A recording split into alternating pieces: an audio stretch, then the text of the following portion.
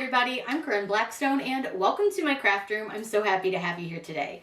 Before we get started, be sure that you're subscribed on YouTube. That way you don't miss out on any of the fun, crafty content we have coming. It's completely free to subscribe and I would love to have you as part of my crafty family here on YouTube. Now in today's tutorial, I'm going to show you how you can use your Cricut to help make packaging and branding for your small business by making some really fun earring cards. These are actually so simple, so easy, and you can do these for just about anything with your business, but I chose earring cards because I feel like these are really versatile. You can make necklace cards, you can also do like a magnetic bookmark display card, so there's a lot you can do with these, and I'm also going to show you how you can make little tags. These are so simple. These take like 3 seconds to make, very easy, and we're going to be using print and cut with these. I'm going to show you some skills that maybe you haven't tried before, or maybe you need a little bit of like reminder on them, but I can't wait to show you how simple these are and how you too can brand for your business, make your own packaging. It can save you a lot of money. So without further ado, let's get started. One thing that's really great about the Cricut is how versatile it is, meaning that you can use this to even make things for your small business. Now, I want to show you how to make some earring holders, but what's great about this is really you can use this for all sorts of display cards. So this is just a general idea of what you can do, but you let your imagination and what you sell be your guide here. But earring cards are really easy and super fun, and you can really make them fit your business aesthetic in any way that you want to. Now, the first thing that we're going to do is we're going to start with a shape, and I'm going to use the rounded corner square here. I just prefer the look of the rounded corner, but you do whatever makes you happy and like whatever style you want. Now, for my typical earring card, I like to make them about 2.5 inches wide and about 3 inches tall. So what I'm going to do is unlock that at the top and put my measurements in. Now, you can make these whatever size you want to, and especially based on like your earring style, it's going to maybe be a little bit different. Maybe you have a bigger post earring, maybe your earrings are longer. Whatever it may be, you're going to want to make your earring back the right size for your earrings, but this is like the general size. Now, what I want to do here, first thing is I'm going to change the color of this just so I can see it better against the white background. I don't like working with it on black, and I don't really like making it white right away because I find that to be just a little hard to see. Now, we're going to need a couple of holes in this because I want holes for where I'm going to hang it on my pegboard. Now, if you don't hang them, you don't need that hole. And then you'll need holes for where your earrings are going to go through. So I'm going to start with some shapes, and I'm going to just start with a circle first.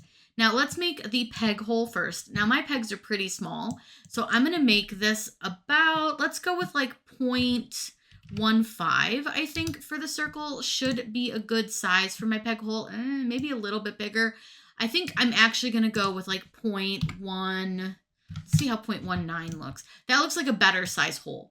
Now, one thing I want you to note is you want to leave some space up here at the top because you don't want the hole to be right at the very top of your page like this, because that doesn't give you a lot of paper here to be protected from ripping, especially like with people taking the earrings on and off the displays, or you even putting them on and off. So you want to make sure that you have a little bit of space up here at the top that's just going to give it a little more stability.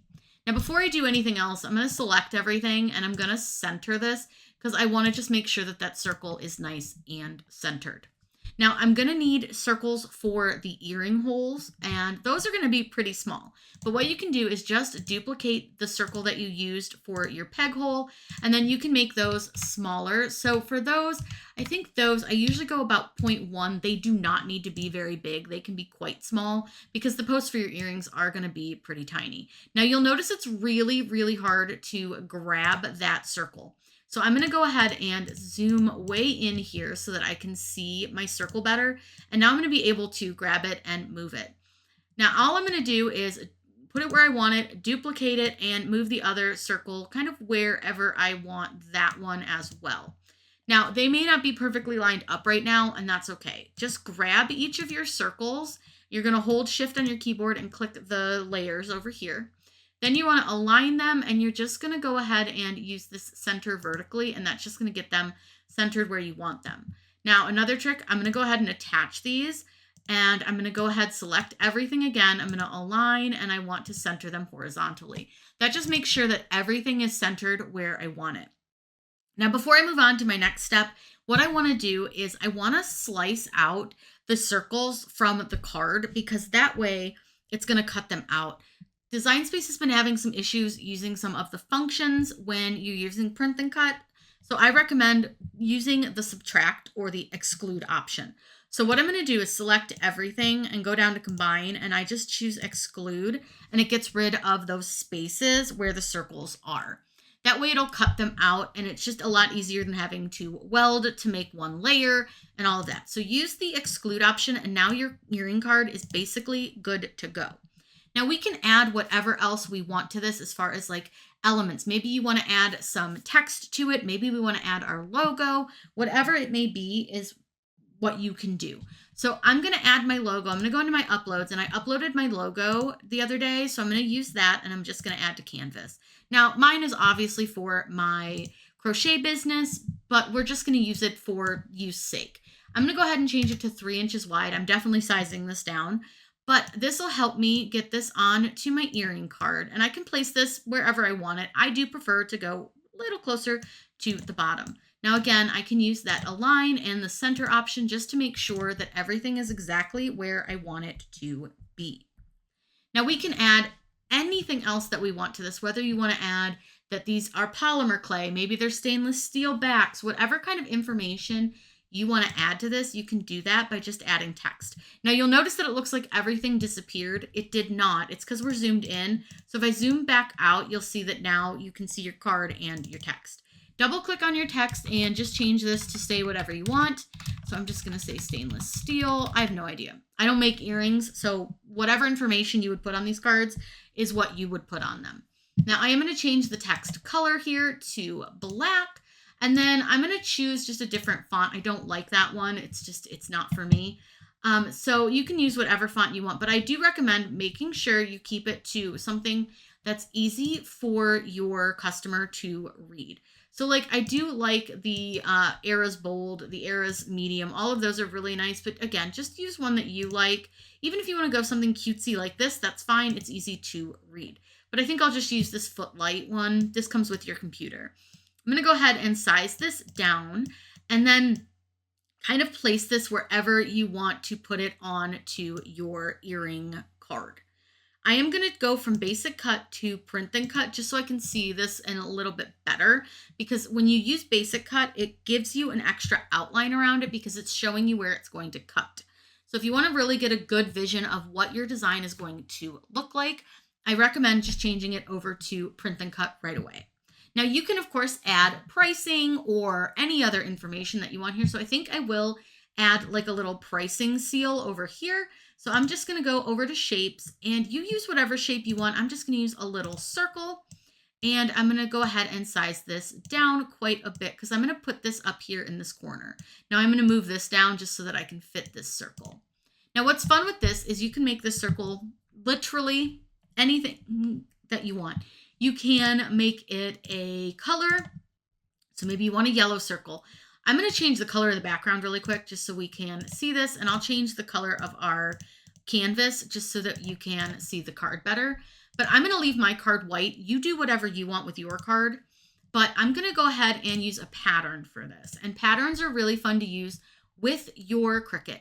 Now there are tons and tons that you can use. There's like ones that you create, ones that they have, all sorts of different options here. Use whatever you like. I would recommend sticking with something that's a little bit lighter so that you can see the pricing on it. But again, you don't have to necessarily add this. Oops, I don't want to do that. You don't necessarily have to add a pattern. If you don't want to, you can just leave it a color if you prefer. Maybe you want to do, let's go here, we'll go to color. Maybe we want to do like a purple. Maybe we want to do dark purple. Whatever color it may be, you can do. Maybe you just want a little gray color. That's an option as well. So have fun with it. Make it so that it really matches your aesthetic. Now I'm going to go ahead and add another line of text. And I don't know, I'm just going to price these at $5. I don't really know what you would price them at, but this is just an example for you. Again, I'm going to change this to black and from basic cut to print and cut so I can get a better look at it. And now that I'm seeing this, I think that the $sign and the 5 are a little further away than I would want them to be. So I'm going to use the letter spacing, and I'm just going to hit this down arrow and move them a little bit closer. That way, when I put this on to the circle, it's going to just take up a little less space. So it's going to allow my pricing to be just a little larger. I think that looks pretty good, but if you want it to be exactly in the center, just grab your text and your circle, go to Align and choose Center. Now, I think that this looks pretty good. This is about what I would make for like an earring card. It doesn't have to be anything crazy fancy. Now, once you've got all your elements where you want it to be, you're happy with it, select everything here on your design, your entire design, and I want you to click Flatten. By clicking Flatten, it tells Design Space that this is all going to be print and cut, and so it will only cut around the outside and around our circles. And that's one thing that's really great about this is you don't have to worry about like hole punching or measuring or anything like that. You can just simply, voila, you have your card. Now, you can, of course, make different size cards as you wish to. It's really up to you and what works for you and the products that you sell. These are great for magnetic bookmarks. They're great for regular bookmarks. There are so many ways that you can brand your products with the Cricut and using that to make your packaging. Now, I'm going to make a bunch of these. I'm just going to make like one page so that you guys can see, but I want to show you how we can fill our page with all of the prints. This right here is my print and cut guide for lining up your designs. Now, what's great about this is it's completely free on my website. I'll link it down below for you. I'm going to send this to the back, and all I have to do now is take this card and I can line this up with the edge, and then I can duplicate it and add another one and line that one up with the edge and then duplicate. And you'll see that we can't fit another one here, but we can absolutely fit more down here. Now, what also is sort of nice is maybe you sell multiple things, so you can add like a smaller tag over here to the side if you need to, but we should at least be able to fit 6 total onto our printable. And then, like I said, you can definitely fit like other branding products over here. So like maybe you do like smaller price tags. All I have to do is I can just add a smaller price tag to that. So let's just use like a random shape. This one's usually a good one for price tags. I like to actually flip it the other way. So I just rotate it 180 degrees so that this is at the top. And then again, I'm just going to make this white because I don't want to have to like print on anything like the background. I'm going to just do a shape. I'm going to grab a circle. That way I have a little hole to cut in my tag. I'm going to make that hole nice and small, and then I'm going to grab him and place him on to my design. Again, kind of leaving space at the top. Click on everything. You're going to align it, and you're going to center it once I find the right one. Center that horizontally. Then with this one, you can simply use slice if you want to, since you just have the one hole. And then you can just delete that space. Now, again, you can add your logo to it, write your price on the other side. You could have it print out your price. Whatever you want it to do with this is completely fine. I'm going to go ahead and add my logo just for funsies, and then I could write my price on the other side. Now, again, logo always comes in really big because it's a super high quality image. Now, I can make my logo long ways, or I can do it like this, and I'll just go like this. I'm going to make it a little smaller. Get that where I want it. And then I'm going to go with this. I'm going to go ahead and align it and center it. And then once everything's selected, just go ahead and flatten it. So now you'll see that I can fit these tags along the edge here. So if I want to make a few more extra things so that I'm not wasting my paper or my project here, I can easily just add a few of my pricing tags to the edge. Now, I do get these really close together, and that's completely fine. Like, you don't have to worry about the edging being that close since they're all just white. You're not going to have any print on the outside, but you do want to make sure they don't overlap at all. So when you're putting them really close together, just be sure they're not going to overlap. Now, I will say you need to be careful about getting anything over this edge over here, because that can be really screwy. Now, I also want to point out, do you notice that this messed up the logos over here on my tags for some strange reason? Sometimes that happens. Welcome to Cricut Design Space. Now, what I'm going to do is I'm going to hide this. I'm going to select all of my items, and I'm going to attach them. Once I've done that, we're ready to go and we can print out our designs. Now, if it messed up your design, just attach. A lot of times once you do that, it will go ahead and fix the logo that it messed up or whatever may have gotten messy. I'm going to make sure I save this. I'm going to save this as tags and earring. That way I know what it is and click save. You always want to save your projects before you hit make. That way if anything happens between the process of the make screen and your canvas, you're not going to lose your project. Now, all we simply have to do is click the make button and you'll see that it's going to pull up the page that it's going to print. Now, I want to point out it will not print this black box and it will also not print this red line. Instead, you're going to have some black corners, which you'll see in the next screen. It also looks like all it's printing out is the logo, the wording, and the pricing, but it actually is going to cut around everything. It's just because everything is white that you can't see where it's actually going to cut. Now, all I'm going to do is click continue, and I'm going to click send to printer. Now, this is where it shows you exactly what it will actually print. So when it prints, this is what you're going to see. You won't see any of the things on that other screen. You'll just see the four corners and your design. From here, go ahead and click next.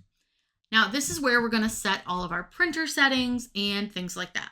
So for this, because they're just white on the edge, it doesn't matter whether bleed is on or off because you're not going to see anything. Bleed is only for if you have color all the way to the edge of your design.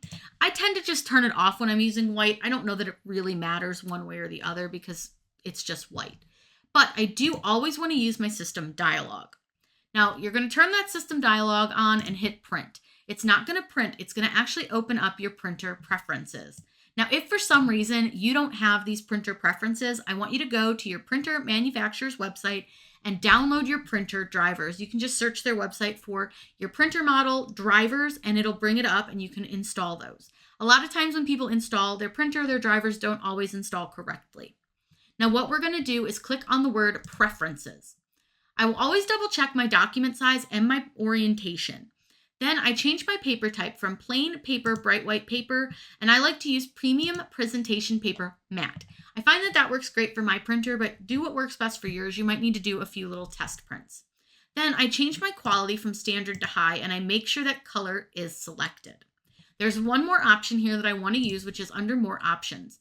I want you to turn off your high speed print. That's going to eliminate any of those weird lines that you might get in your prints and allow you to get a really good quality print. Then simply click OK and click print to send it to your printer. I'm ready to load my printable onto my mat. So I'm going to make sure to get this loaded nice and even. And I am using a standard grip, but this one is not very sticky anymore. I'm going to go ahead and load this, and what it's going to do is it'll read all of our 4 registration marks, including the ones here at the bottom, and then it will cut out the holes and around our designs.